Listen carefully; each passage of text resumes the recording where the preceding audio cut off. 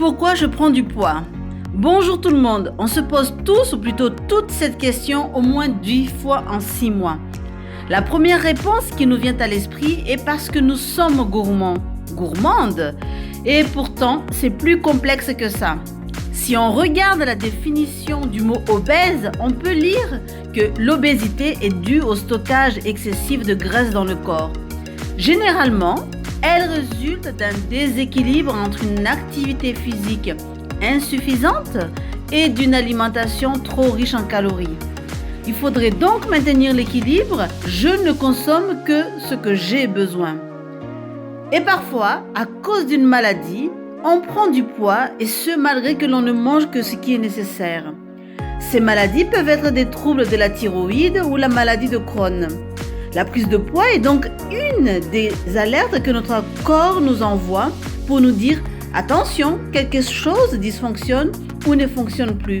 Et là, je vous renvoie à ma vidéo sur le foie, le pancréas, nos organes en souffrance.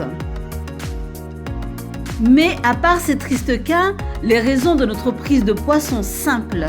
Nous courons contre le temps en étant sédentaires, on gobe au lieu de mastiquer. On mange des repas industrialisés. On saute des repas une fois sur 2. On peut manger des collations, mais faudrait-il qu'elles aient un intérêt nutritionnel? Coquer une pomme ou une poire est donc préférable à une barre énergétique. Ne pas hésiter à marcher au moins 4 heures par semaine avec un minimum de 30 minutes la séance. Bref, nous avons des mauvaises habitudes alimentaires et manquons totalement de vraies activités physiques.